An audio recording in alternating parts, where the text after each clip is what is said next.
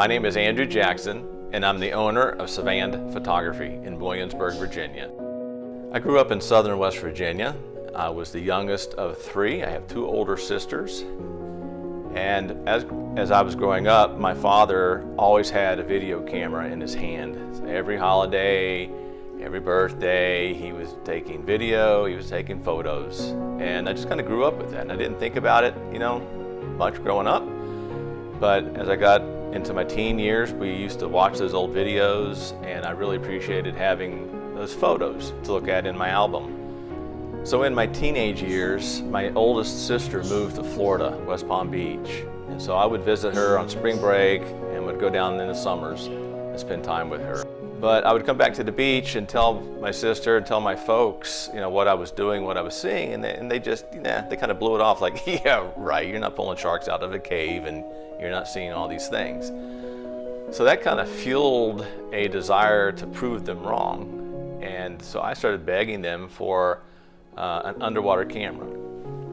And believe it or not, before that summer was over, they had purchased for me a Minolta 110 Weathermatic. And I started going out and taking the same photos of the Queen's angelfish and the French angelfish and the barracuda and the sharks. And the first time I got the first package back in the mail, this is back in the film days, we had to mail it off and you get a package back with your prints. And I remember, I'll never forget the looks on their face when we pulled those pictures out, and here is their son pulling out a nurse shark by the tail, and I had captured that on film. And that got into my blood. I was hooked. And so I spent every summer I could taking photos. I always enjoyed taking photos of things that most people would not see in their normal everyday lives, and I could share that with them. So when I started college, after my first summer job, I had enough money. I went and bought a real SLR camera, and I started taking photos. I built a darkroom in the basement and started developing my own film, rolling my own film, and really learning the trade. And I really enjoyed it so much that during college, I started shooting for a newspaper, got some side money for gas and pizza and stuff, for college students. And I shot for the yearbook at school. And it was during that period of time that I really started playing with the creativity part of photography. I can remember taking, and again, this is before you had internet, this is before you had all kinds of things to go search and look up things. You just had to create things out of your own mind. So I remember getting a carton of eggs and a hard-boiled one, stuck it in the corner. And back in the day, in the early 80s, mid-80s, they had little He-Man figures. They're like little G.I. Joes, kind of, big muscles. And I can remember ripping an arm off of one of those and taking an X-Acto knife and cutting the shell of the egg and digging it out and putting the arm down in, and it looked like the egg was hatching a human muscular arm. And I put that back in the carton, raised it up, and it looked like this little egg was hatching a human, and it was raising the lid on this carton of eggs. And I sprinkled it with red food. It looked like it was bleeding and coming out of the egg. Well, the editor liked it so much, they published it. And from then on, I was in charge of the creative photography. And so I would go off and invent these little, scenes. We took a beer mug and filled it with water and put a goldfish in it and turned it upside down and on a light table that I had produced. So it looks like a fish is swimming. There was, no Photoshop. You had to do it for real time. So it was upside down glass with a fish swimming in it. So those are the kind of things that really started fueling my passion for photography.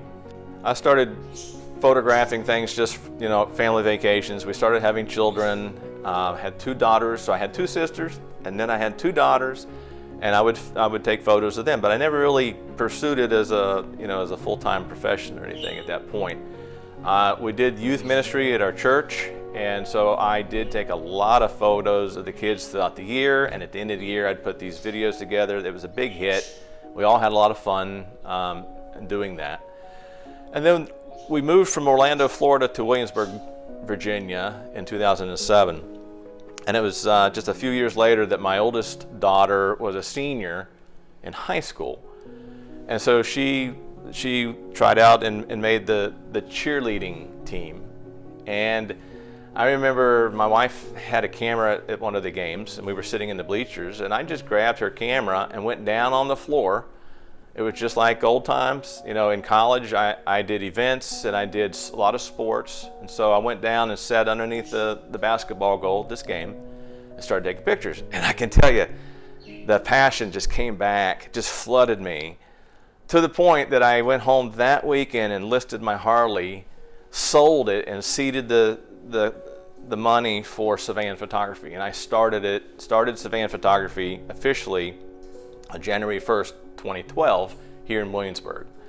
So that's the genesis of how Savand came around. Now, so many people ask me that probably the most frequent question that I'm asked is, where did you get the name Savand? In fact, at sporting events, a lot of the kids that are just learning that I'm taking photos of them come and they say, "Hey, Mr. Savand, are you taking photos today?" They don't know, and I used to correct them. I don't anymore. It's fine. But the genesis of the name Savand comes from the first three letters of both of my daughters' names, Savannah and Andrea. So Savand. So that's the genesis of how the name came to be. So Savand Photography's slogan is capturing life as it happens.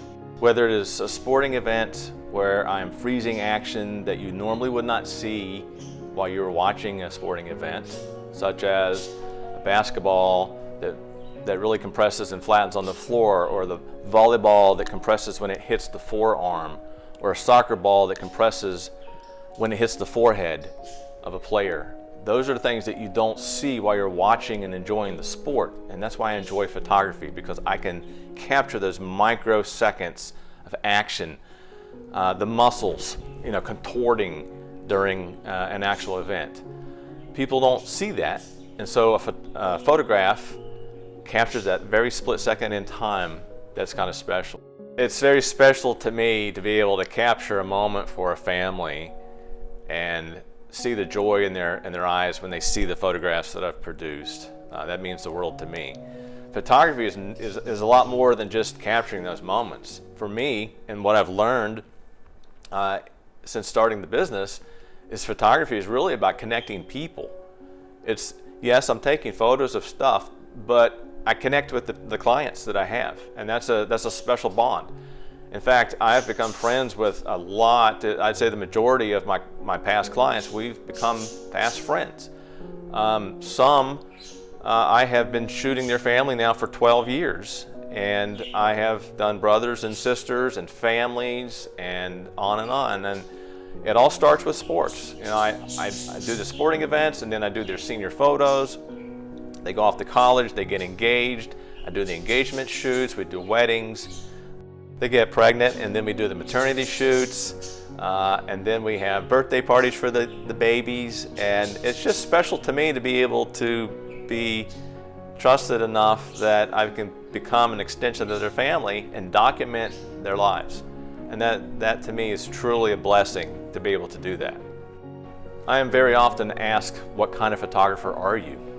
And while I understand why they're asking the question, I don't like to be pigeonholed into a corner that I'm just this type of photographer. I love creativity, I love challenges, and so I do it all. I really do. From aerial photography to sporting events, I do a lot of sporting events. We do senior photos, we do family photos, I do a lot of business headshots. And I also have a passion for wildlife photography.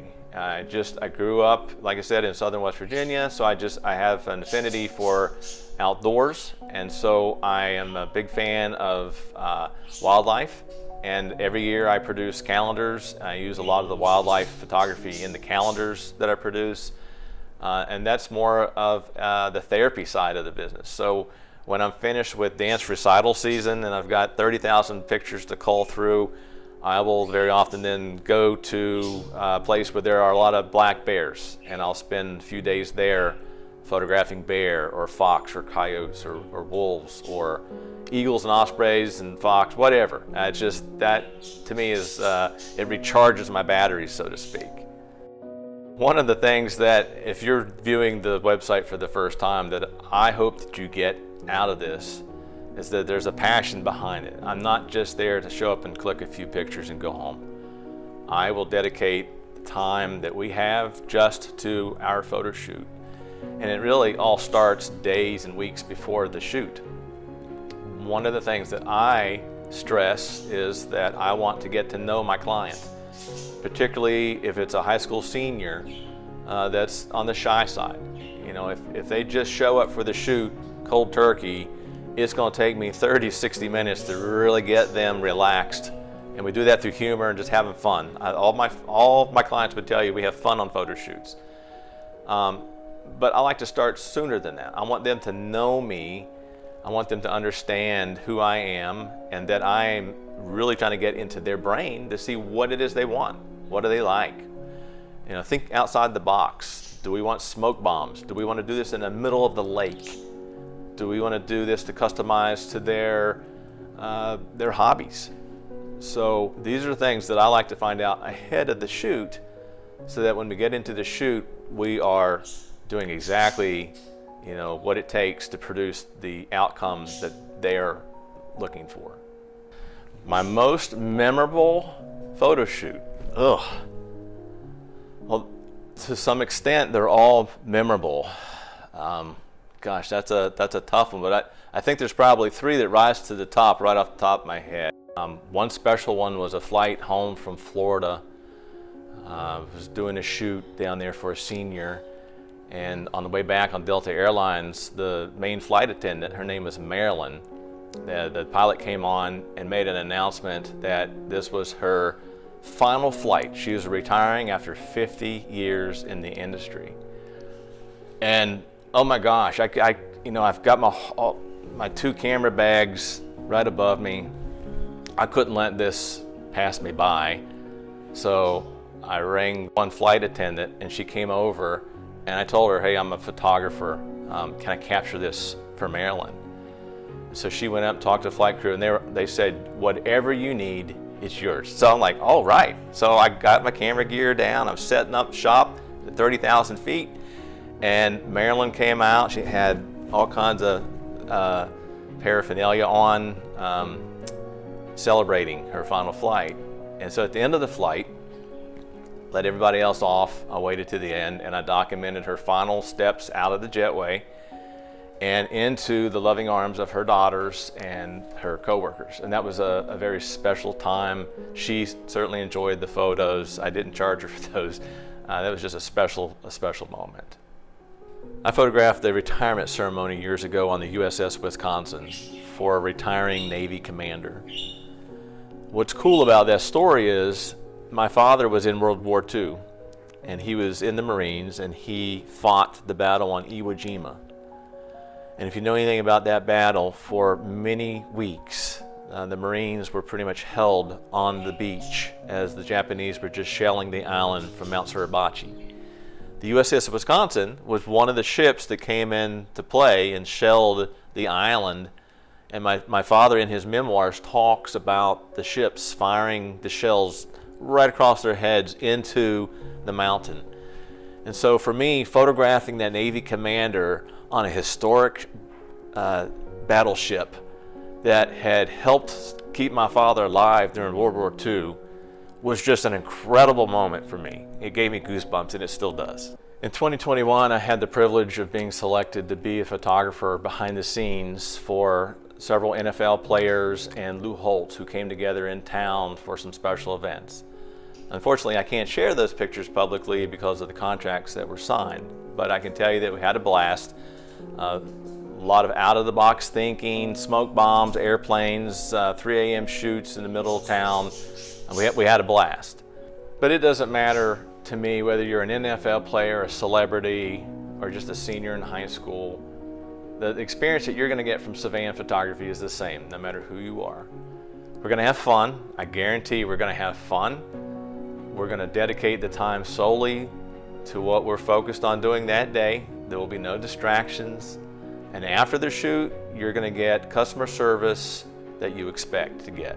If you polled all of my clients, they're going to tell you one thing, that I am funny, and that I'm dedicated, and that I'm going to do everything I can to make you a happy customer, as they all are.